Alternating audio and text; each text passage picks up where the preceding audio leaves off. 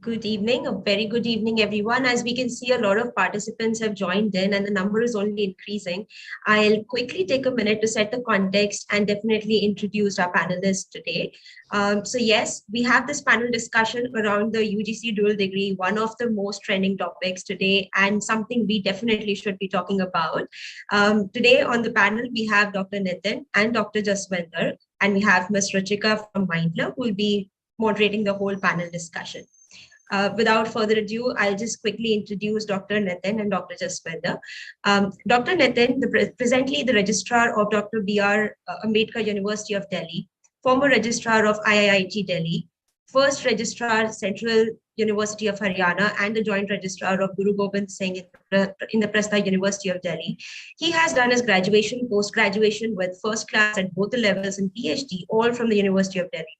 He started his career in academics as lecturer and then as a reader in the university department in 1990 in the field of anthropology. In the year 2001, he joined as deputy registrar at GGS IP University at Delhi.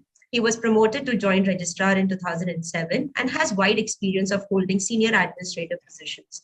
He has been dealing with statutory bodies like AICTE, UGC, MCI, DCI, Bar Council, and NCTE, besides interaction at various levels of government of NCT of Delhi. Sarah, sorry, I'm interrupting. I think we should start with the topic. That will be better rather than a long introduction. I am Dr. Nitin Malik. That's enough. I'm a learner like you people. So we should come directly to the topic, if you don't mind. All right, sir. I'll just maybe take a minute to introduce in brief Dr. Jaswinder. Yeah. All right, sir. Thank you so much for joining us. Nonetheless, it's great to have you here. Dr. Jaswinder Singh is presently the principal of Sri Guru Tegh Bahadur Khalsa College, University of Delhi. He has done his postdoctoral in impact of irrigation on some aspects of agricultural development, a case study of Nagarjuna Sagar command area of Andhra Pradesh. Major research projects that he is involved in includes being the co-principal investigator for EPG Pathshala project awarded by the UGC and also for Teaching and Learning Center to train teachers in the development of digital content using ICT in three subjects like chemistry, economics, and commerce in 2016 under the Pandit Madan Mohan Malviya National Mission on Teachers and Training awarded by the Ministry of Human Resource Development. And we are great to have Dr. Jaswinder over here with us. I'll quickly take another moment to introduce our moderator, Ms. Ruchika Castellino. Ms. Ruchika has worked with students for 20 plus years after completing a master's in psychology from the University of Delhi. She finds it very fulfilling to interact with students and parents, helping students discover their unique paths. Ruchika returned to counseling after working in senior management roles in education for several years. During that time, she led an international education consultancy and was the head of the Education United Kingdom Department at the British Council in India. These opportunities gave her a broader perspective of the global student market and opportunities for students to realize their potential. Before joining Mindler as head career coach, she has also worked with the British School as a university guidance counselor and as a college advisor at Pathway School, Gurgaon. A firm believer in living life on one's own terms, Ruchika encourages her students to carve out their unique path and think for themselves rather than following the herd. Thank you so much for joining us all, Ms. Ruchika, Dr. Nitin, and Dr. Jaswinder. I'll be handing this over to Ms. Ruchika. Thank you. Thank you so much, Sarah. And I'm delighted to be here. Very honored to be talking to two distinguished guests today. And may I quickly add, on behalf of Mindler, a warm welcome and a big thank you to both our panelists today for taking out the time. I know how precious your time is, and I know you are, being invited for so many panel discussions nowadays, simply because we are having such a revolution in terms of our education reforms, right? So today we have the opportunity, as Sarah has already mentioned, our topic of discussion for our participants who've just been joining us. We are discussing UGC's dual degree reform. They have recently announced this. There's a notification on the UGC website. And our topic for today is not just discussing the reform, but also discussing the implications of this reform for career guidance and decision making for our students. So that is going to be our focus today. I know Dr. Jaswinder Singh was having some issues in joining. We are just trying to sort it out. But while he joins, let me start, just take 2 minutes to give everyone a little bit of a detailed background about this reform. So this reform, the guidelines that UGC has proposed, basically state that a student is now allowed to do 2 full-time academic programs in physical mode. Of course, as long as the class timings do not clash. They can also do 1 program in physical mode and 1 through distance learning or online. That's the second option. The third option is they could do 2 distance learning programs or online programs. So those are the broad guidelines presented by the UGC on their notification. This is not applicable to PhDs, but is applicable to all bachelor degree programs, master's programs, diploma programs, perhaps, right? Now, what is the purpose for this? The UGC has stipulated quite a number of objectives that have been drawn from our National Education Policy 2020. Some of the objectives, I won't dwell into detail, but some of the key objectives of doing this is really recognizing and fostering the unique capabilities of each student. So promoting the student's holistic development is one of the objectives. And also, as the NAP has stipulated, that we don't want to see any more hard separations between subject areas. That is another reason why this particular reform has been introduced. The integrity and unity of all knowledge, right? Also offering students a range of disciplines.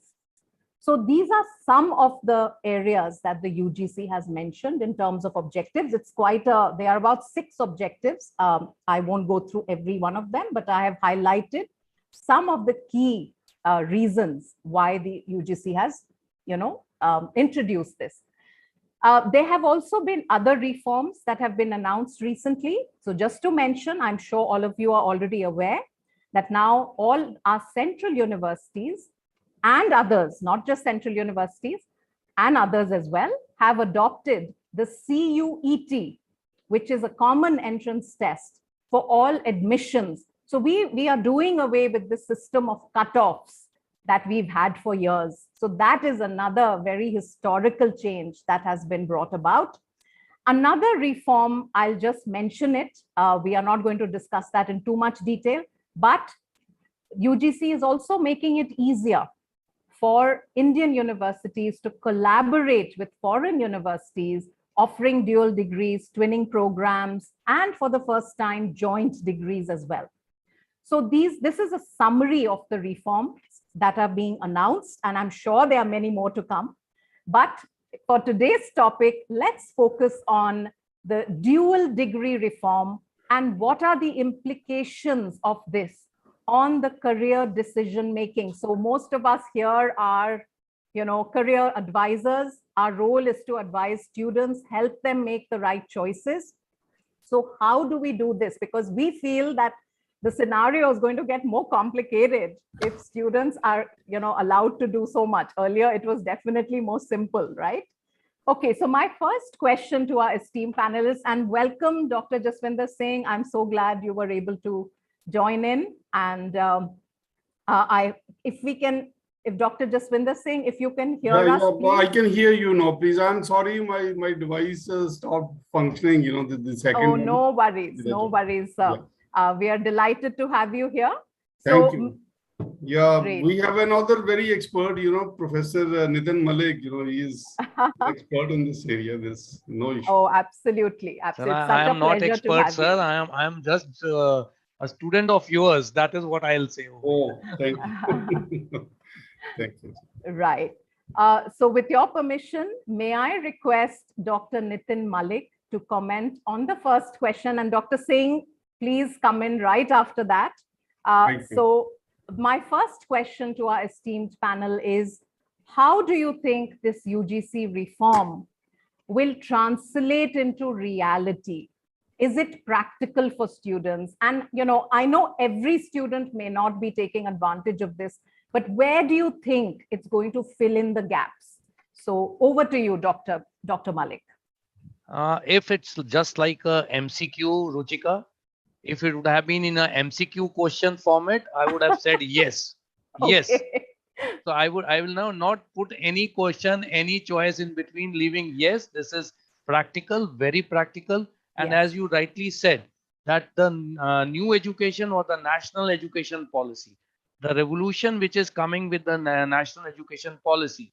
So the 5 basic pillar of the national education policy, which we find in the document, is the access to the education, the equity to the education, and quality to the education, affordability and accountability. That is the 5 pillar on which the entire national education policy 2020 has been placed on that.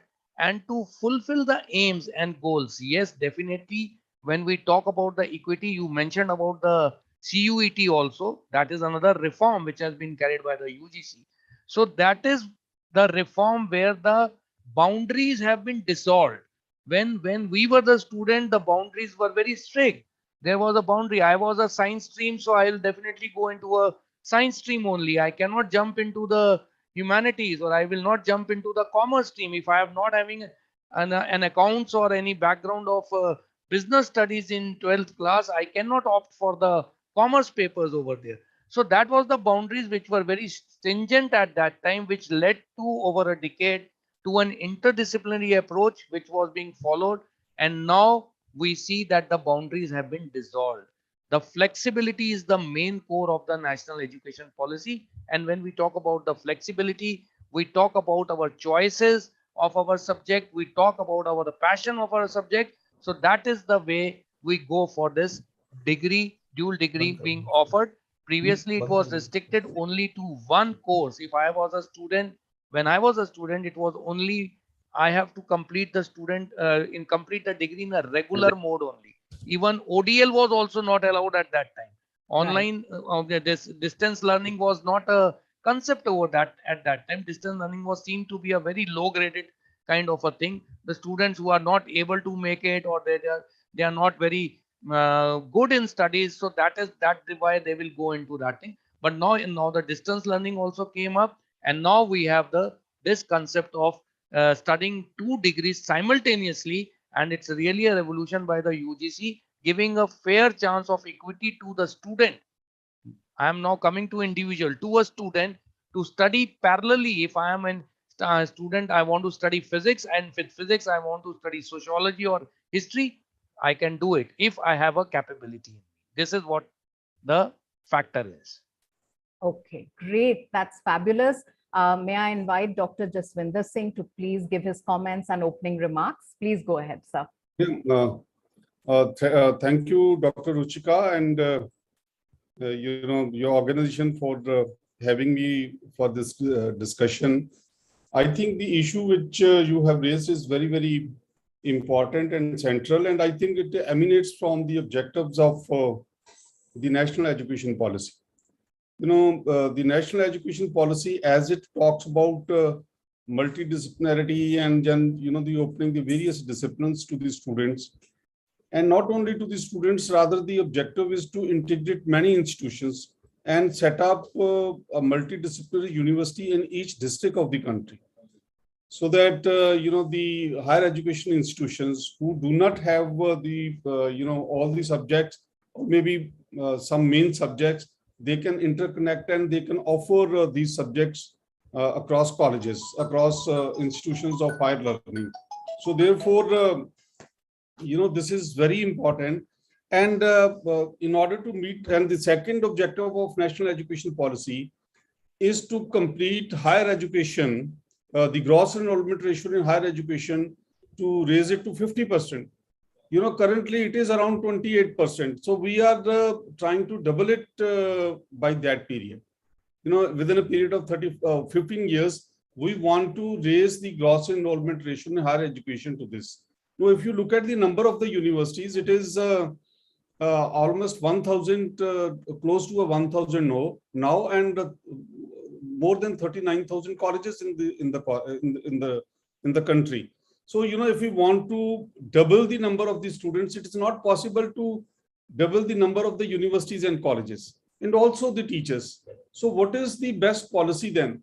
The policy was, yes, offered to the students the flexible mode, partially, in the colleges, and also partially through the online mode. So ODL, open and distance learning, is going to be, I think, the major source through which these objectives are going to be realized. I'm not saying that the universities will not be open, the new colleges will not be open, but yes, they will have to compete, qualitatively with each other.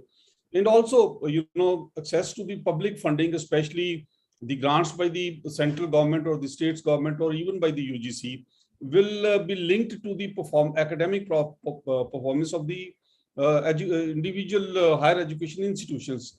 So you see, in this, the only solution which was there is that, offer the flexibility to the students with the multiple entry and exits. That is one part.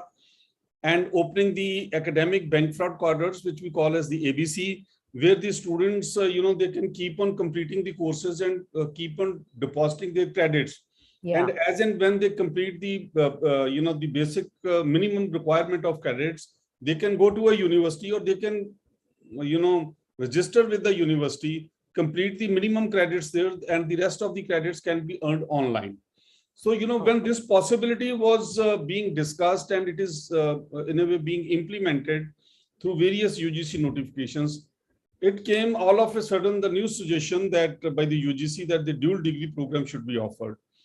I think currently, if you talk about completing 2 degrees, it is too much of a burden for a student. Right. The university itself has a choice-based credit system, and the workload within the choice-based credit system. For instance, in University of Delhi, we have proposed to have 176 credits over a period of 4 years. Currently, it is 148 credits in 3 years. So as it is too much of a burden. I do not know how far it will be practical, but yes, if we give the flexibility, as Dr. Nitin was saying, that if we give this flexibility to the students, that yes, they can come, they can go, and they can also, have a lot of choice in terms of their professional requirements. Today, I may not be very clear. I may be joining political science honors, but tomorrow, I may develop keen interest in computer science.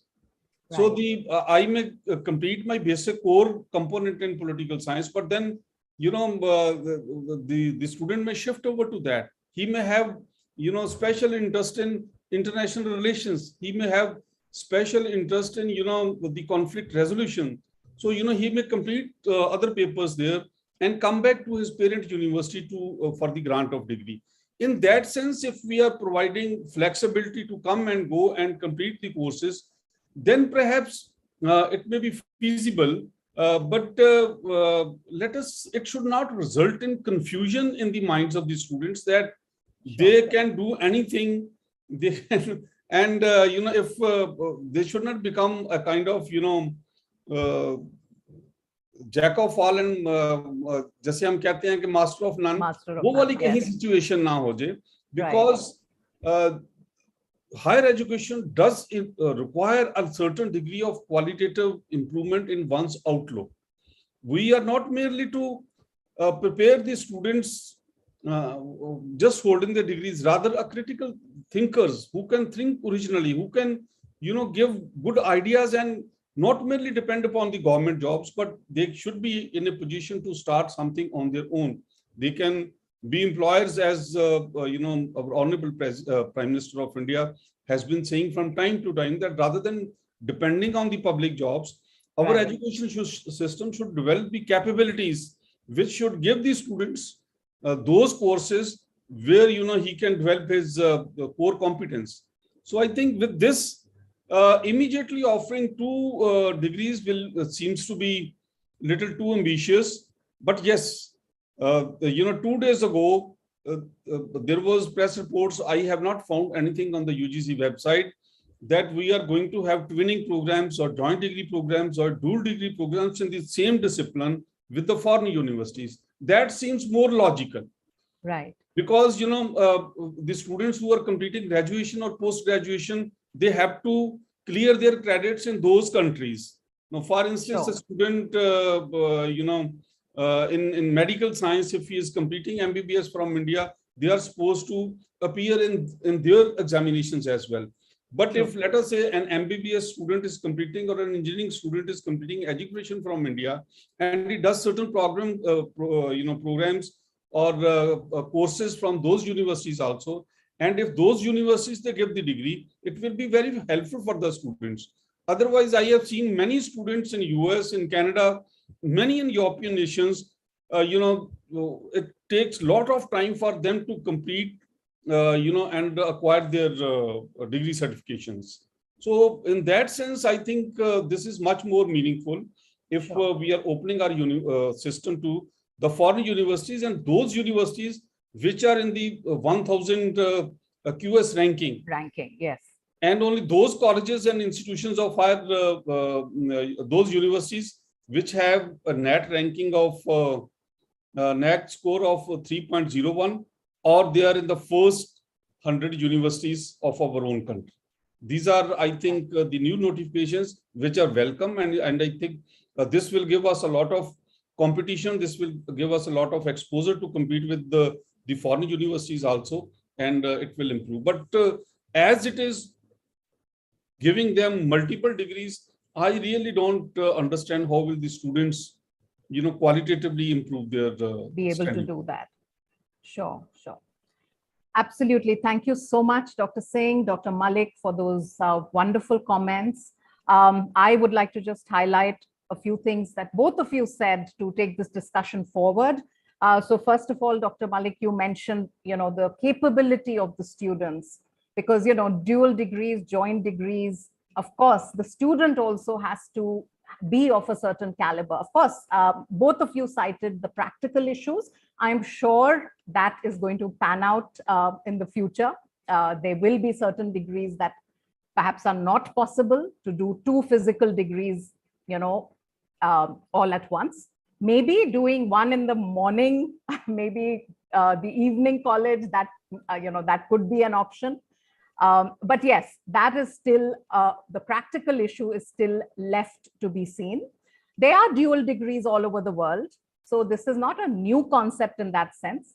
But yes, how it is delivered, that is something we'll need to deliberate. And I'm sure our universities are, who are in charge of implementing this, are, putting that thought into it, and we will receive clarity. Dr. Singh, you mentioned the credit system going forward. I'm sure we will have further announcements from the UGC, perhaps, about how that's going to work, because that's a great system. And we've seen that all across the world, that, the credit system, that students keep doing modular courses and earning credits and, growing their knowledge and their expertise in various domains. So I think this is definitely a very welcome move. I was almost thinking, just like in the 90s, India had liberalized our economy. This is almost like a similar thing happening to our education system. So I'm sure you'll agree with that. The flexibility aspect, both of you mentioned, that is very critical.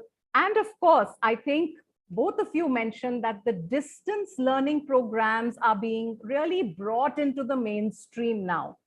And I think that's been thanks to COVID. So yes, very, very insightful comments about, where we are heading. And I think a lot of positive news. Yes, the challenges will be there with our administrators of how this is exactly going to be implemented. But I'm sure we'll all watch the space and, we'll await further news on that. So my next question to my panel is about, do you really feel this particular move? Now, there may be other moves that UGC, of course, other reforms that UGC will introduce, but this particular move, do you think it will truly narrow the interdisciplinary boundaries between subjects? May I ask Dr. Nitin Malik to please go first, followed by Dr. Singh? See, now the education has already come out of the boundaries. if we see it, previously, if we see, education had its own limitation, especially whatsoever was being taught by the teachers, that was limited to the relationship of a teacher and pupil relationship, student relationship. But with the advent of the IT and technologies, the education has really, the education aroma has totally changed. I mean, like, the information technology has given a revolutionary aspect to the education. It is not only that the learning process is only one way now. It is a multi-centric approach. From a one-centric approach, which was being the what teacher used to teach, the student used to learn. That's all. But now it has been gone above that. Like, the students are more informative, so teacher has also to be adapted into that thing. So that is what we say, that boundaries started thinning down in last few decades. It has already been thinned down, and as I said that, with the engineering, if I'm pursuing my engineering, I'm doing my computer science as a major course, and I'm interested in music, I'm interested in sociology, I'm interested in philosophy, I want to understand history. So why not I should, that is my passion, so why can't I read that and earn my credits in that when I'm very passionate about that? So that thinning of the boundaries were already there. But yes, with the scope of now, the flexibility, as Professor Jaswinder was talking about, that is the core of the national education policy, and it should be there. Openness, it's not a new phenomena. It has been already practiced in the other parts of the world, as the dual degrees are being already given by the in other parts of the world. So yes, the access to the subjects, access to the knowledge has been made out open now, but with a major rider, what Professor Jaswinder was also hinting, and which is a major cause for all of us to understand: the accountability of the learning process. It is not that for just mere sake, I get enrolled for 2 degrees simultaneously and obtain again a piece of paper, the degree with which I may not be of having any adequate knowledge, but just carrying out a degree in practice. But accountability of my understanding of the knowledge, that is the major role to be understood at this juncture. That's fabulous. Thank you, Dr. Malik. Yes, accountability. So, I think the message to us career counselors is, when we are, helping our students, that's the spirit in which we should be guiding our students, isn't it? That don't choose 2 degrees because you can. Look at how it really, comes together in your career planning. Why are you doing it? I think that why is very important. May I invite Dr. Singh to give his comments on that? The question was, will this reform truly narrow interdisciplinary boundaries? Dr. Singh, please. Thank you, Dr. Ruchika. I think Dr. Nitin has very appropriately, handled this issue that you have raised. True, the whole focus of the education policy, the new education policy, is to demolish the boundaries between the different disciplines. And the best part is that after a very long time, the UGC has recognized this importance that the education has to be student-centric rather than the teacher-centric. Earlier, we were given the workload and we used to go prepared in the class and delivered. We did not have enough time to to gauge whether the student has understood our concept of now.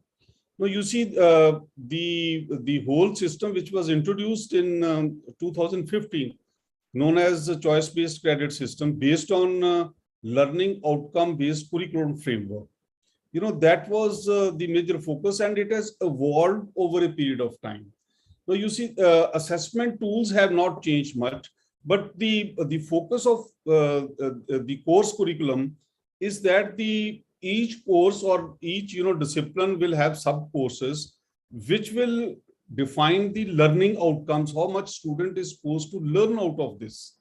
And learning is not merely learning by heart or remote rote learning.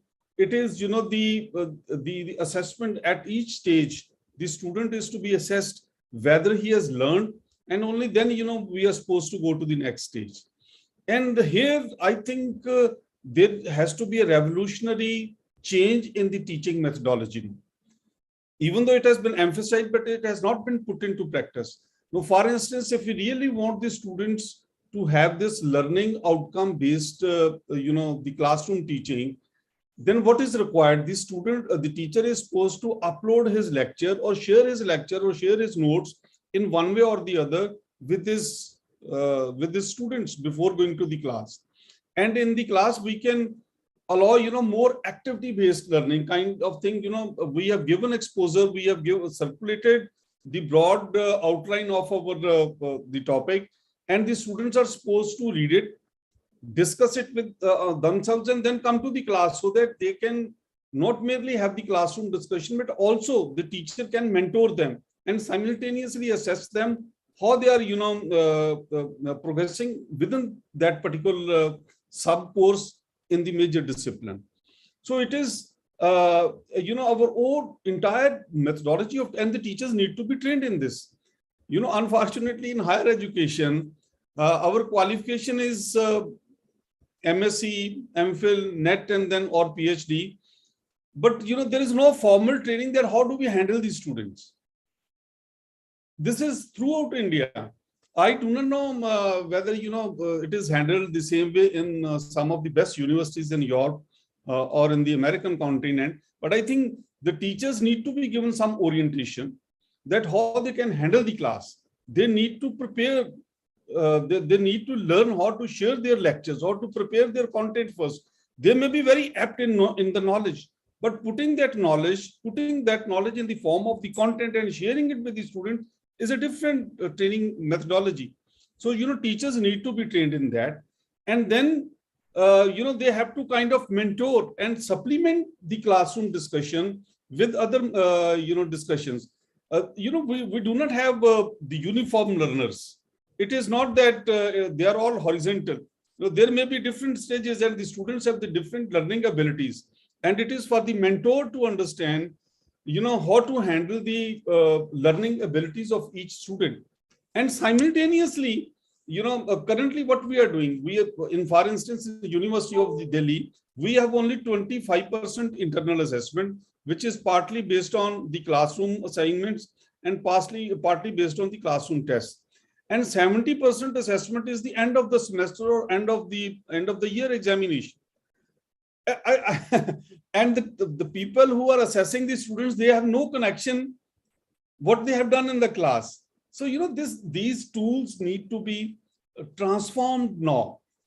Education policy has emphasized the first stage, the learning outcome-based curriculum framework. But at the same time, we need to go further, that we need to train the teachers in the ICT, as Dr. Nitin was absolutely right in saying that availability of ICT is not enough. Using the ICT for our own discipline is very, very important. And how to use it for the students' learning, that's important. And then the various assessment methodologies. मेरे पास formative stage की हमारे पास कोई अभी तक तरीका नहीं. Formative assessment is very, very essential. That how the student is forming, he is getting evolved in the course of teaching.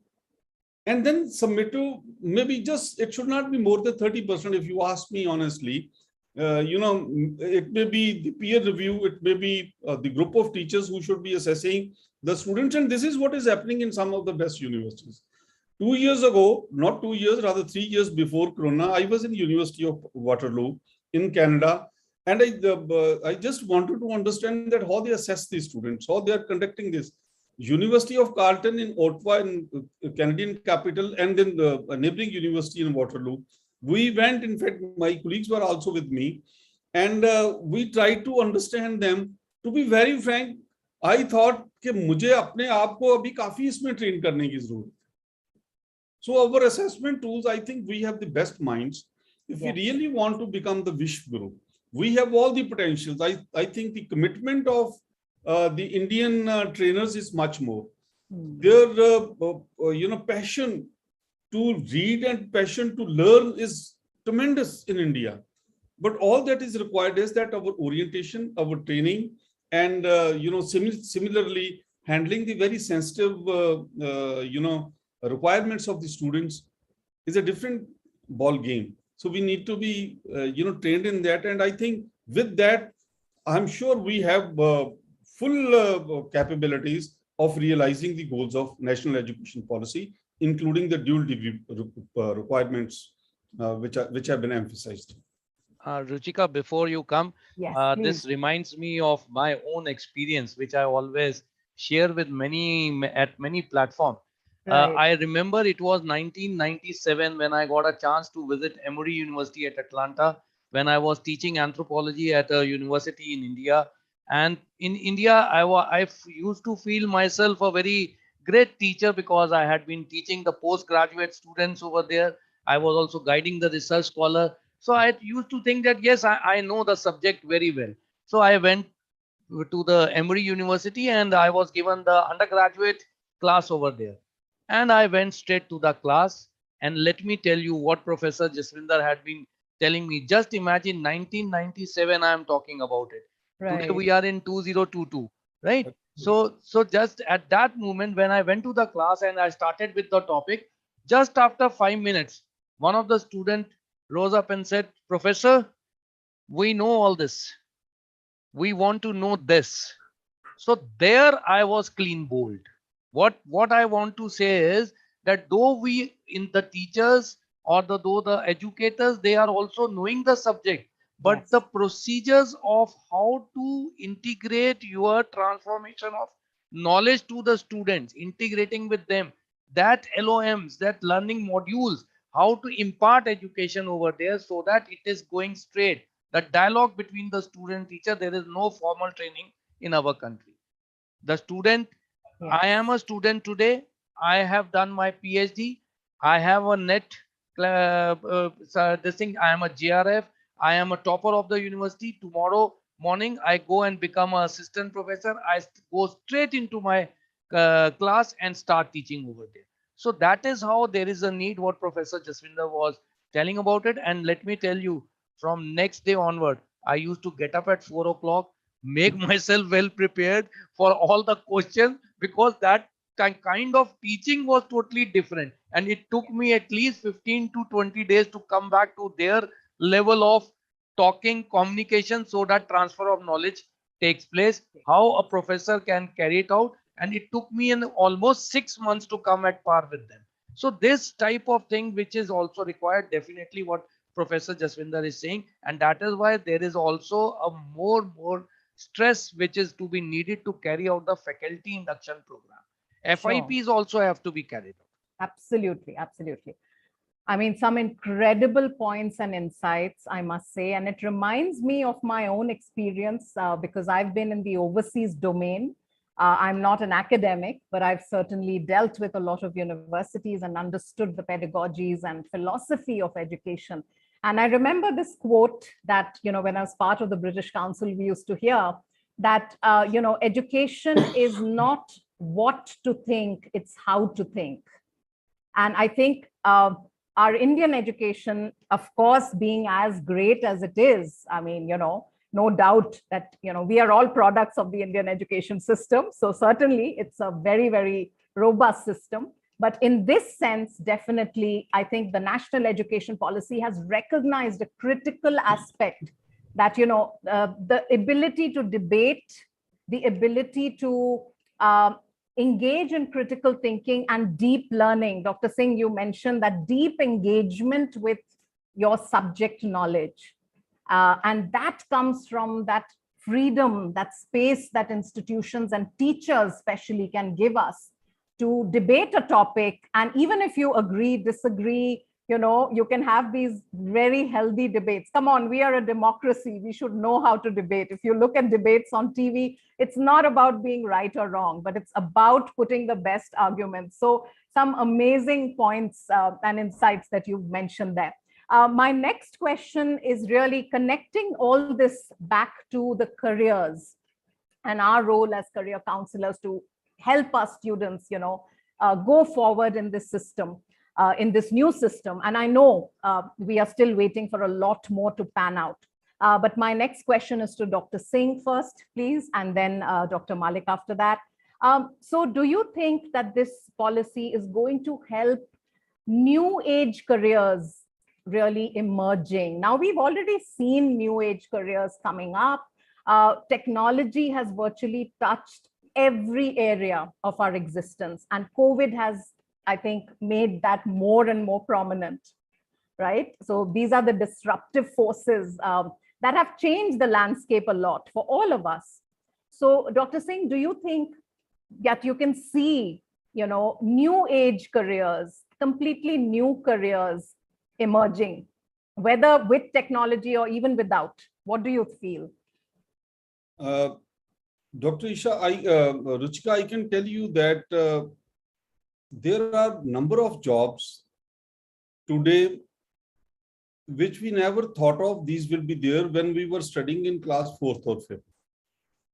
And the students who are now in school, especially in the primary section or who are in the early literacy, by the time they complete their graduation and the professional education, or they become accomplished for handling a particular profession, many of those professions are still not there. We do not know what will be there after 10 years.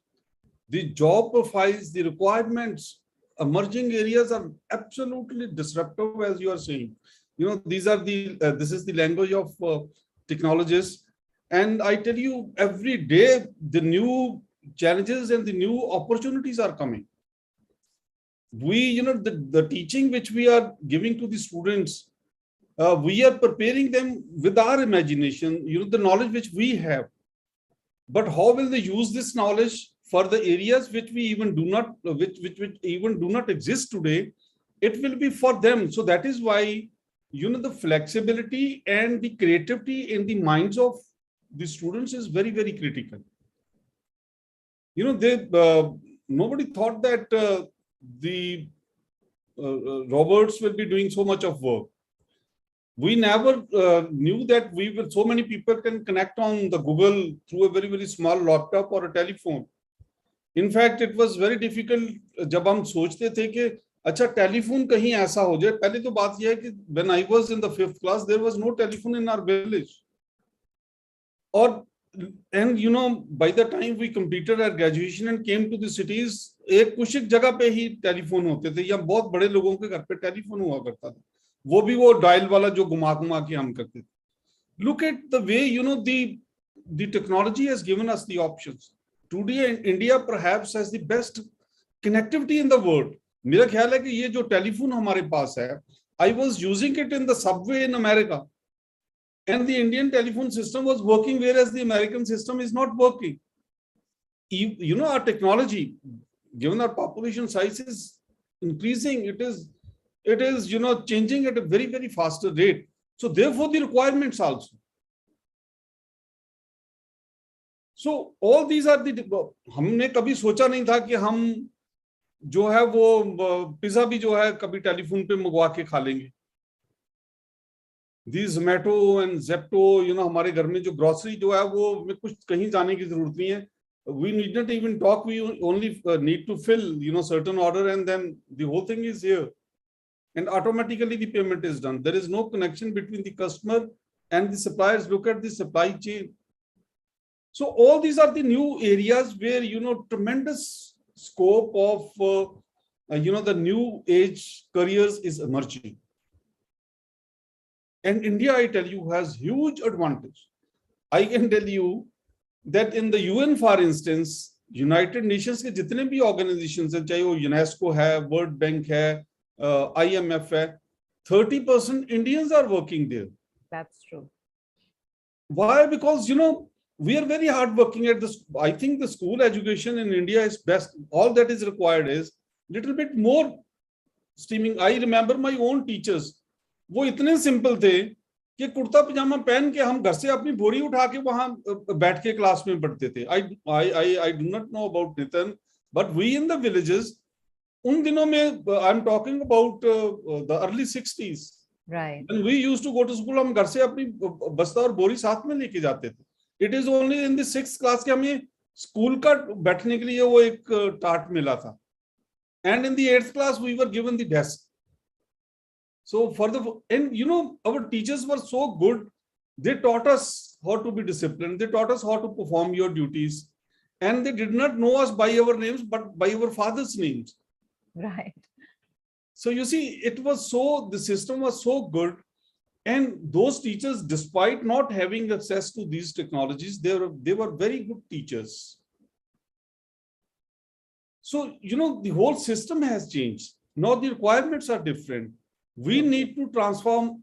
We need to, go to the next stage now. Absolutely. And that stage is that we have to update ourselves. We have to be answerable to what we are doing. As Dr. Nitin very rightly said, the accountability on behalf of the educational institutions. It is the institutional accountability, which consists of all the stakeholders, our governing councils, our teachers, our students, the non-teaching staff. We need to fix up their, the career roles and then perform them accordingly and give the flexibility to the students. It is आज जो बच्चा है, he will say कि Khalsa college में अगर कोई course अच्छा करवाया जाए, डीयू में करवाया जा रहा है तो वो आएगा, नहीं तो अगर उसको वो कोर्स एक अच्छा ओडीएल में मिल रहा है, right, why he will come to Khalsa College and give the fee? Yeah. Because ODL में क्या होगा, the open and distance learning में, the best teachers who will be giving their courses in the e-format, in the e-content, they will be made available to everybody. And anytime, anywhere, anytime, चाहे आधी रात को बैठ के भी आप उस अपने पोर्टल को ऑन करो, you can read at your ease. True. So, all these disruptive processes are taking place, but this disruption is for positivity. This disruption is for improvement. This disruption is for opening new opportunities. And I absolutely agree with your observations that the new age careers are coming, and our education system should provide this flexibility and creativity in the minds of the learners that they are able to cope up with these requirements. Thank you so much, Dr. Singh, and especially for highlighting that lovely teacher-student relationship from your own experience. I think that still holds true, isn't it? Sometimes we are so motivated, we still remember our teachers who could inspire us. So absolutely, I think that's not going to go away, that's for sure. Dr. Malik, your comments, please, on this question about new age careers, being impacted through this reform. See, the evolution has already come. The careers which we as a student we were defined only if I am a science student. I was to be defined and confined to be as an engineer or as a doctor, depending upon how much I have the passion for the subjects, and maybe some other one or two, or if I don't get into an engineering or into the medicine, then you take a science and become a researcher. But see, that's how the time has evolved. Now with the flexibility in the education and specifically going towards the revolution of the education and this dual degree also, because I am linking it back to the main topic of the day, that is the dual degree, how this is going to affect. Let us take an example of all the people who come into the civil services. Why I am taking it into the example? Because I want to connect that this is not a new thing which is coming in our country also. All those people who they give the examination of UPSC come into civil services, they come into an IAS, IPS or revenue services or custom services. So they are from the various backgrounds. There is no restriction. Means like an art stream or a humanities stream student can also come into an IAS. A science stream student can come on into the IAS, and a commerce stream can also come into IAS. Then comes the course of training after joining your particular cadre and particular the allotted services, and there comes the concept of the dual degree. Today I am in a corporate, I am working over there, I am an engineer. All of a sudden I realize that no doubt that I am making a software, carrying out the work of let us say a company which is very talked about these days, that is M-Waste, providing the services. So all of a sudden I realized that to make my clientele more, I need to understand the behavior of my customers. Why I'm saying it like that? Again, citing to my example. When I was in Emory University in the Department of Anthropology, because I've been trained in anthropology, I was a professor of anthropology, so I was taking classes of anthropology. One fine morning, my professor told me that we have a meeting at Goezeta Business School. So I was excited. Why, as an anthropologist, we are going to the Goezeta Business School, and this Emory University, the major stakeholders is of the Coca-Cola company over there. So when we went over there, then first time in my life, see, I was already teaching into a university, I was trained into my anthropology, but that idea never came into my mind that the taste of the Coca-Cola is also different from country to country. The taste perception of a person is a different from one place to another place. And that is how I have to add the taste. I have to add the color, because what is good for me may not be good for you. What I am a culturally adapted to you may not be culturally adapted to the other. So what I am trying to say is that one thing is accessibility with the dual degree, that you have now a openness, you have all now the flexibility of understanding the subject. But if you want to have a more knowledge into this, with your training already carried it out in your formative years, you want to enhance your skills, you want to make your education more towards giving the good results to, and that is why you need to understand more deeply the sociological aspect, the social aspects, the cultural aspect, being a technocrat, or vice versa, or vice versa. Now everything is dependent on the data. Everything is, finally, what is the goal is, why do we learn? What is the education encompasses, makes us towards working toward the society, delivering the knowledge which I have for the practical applicability and solution. So that is where the dual degree is going to help us by making me more flexible to understand. No doubt it has all, every good thing has a pros and cons also. Maybe the applicability is not so easy as what sound, but yes, it is a very good step. That is what I call. Thank you so much for that, Dr. Malik. And yes, certainly looking at, the discussion we've had today certainly reminds me of the whole liberal arts and sciences philosophy. I think what we are trying to do is really move towards that. And I think it is the need of the hour, as we've seen technology and so many disruptive, events such as COVID having impacted careers. And also the need of the hour, you mentioned the corporate sector, sir. Yes, they need people with multiple skills. And yes, why can't our engineers appreciate music or literature or sociology? And I think the whole idea of the education policy is to remove these boundaries of, and these judgments sometimes that we've all had, that, hey, science is better, or, something else is better because it's giving perhaps more employment opportunities. So yes, a lot of debate and, a lot of thought forward about exactly how this reform is going to pan out. As you both very rightly mentioned, right now, we don't know whether this is how well it will work in reality, in practicality. Perhaps we will see new degrees in the future being, created to kind of allow for this, to allow more students to do dual degrees. So I would now like to thank our panelists profusely. I think this has been such an engaging discussion. Now, I know we'll perhaps not find all the answers in terms of how this is going to impact career counselors guiding the students. I'm sure Dr. Malik, Dr. Singh, you will agree that a lot more is going to come in this space, and we will all be watching this, waiting for more news. I'd just like to invite you for your closing comments. May I request Dr. Singh to go first and then Dr. Malik.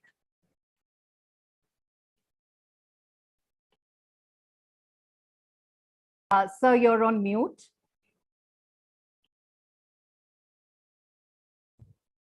Yeah, thank you, Dr. Ruchika.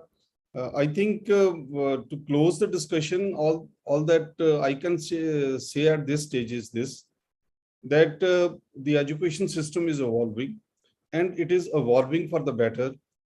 And I'm sure, many areas, the new areas of learning are coming up, which will empower the youth, which will build up their capacities, which will increase and improve their core competencies.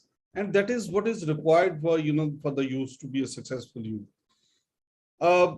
Core competencies, not merely professionally, as Dr. Nitin was mentioning, core competencies in their attitudinal changes also, to be more, to make more commitment to our society, for instance. Indian society in general is very diverse, and there are very large number of young people who want to strengthen our democratic system. So, the education offers them this kind of possibility, how to do the NGO work, how to do the social service. We may be very successful entrepreneurs, we will be very successful individuals, but at the same time, we may not be trained to handle this.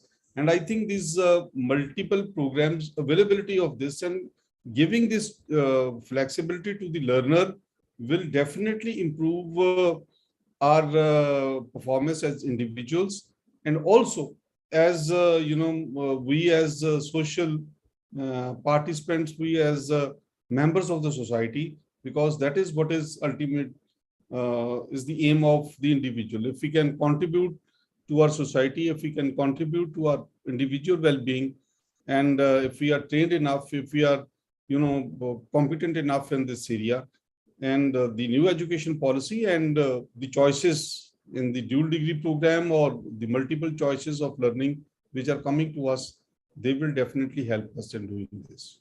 Thank you. Thank you so much, Dr. Singh. May I request Dr. Malik now? And we are giving you the last word, sir. Thank you. See, I say that the present generation is very lucky because they have the technology in their hand. And technology is evolving every day, every second, every minute. The technology is changing, and so is the education.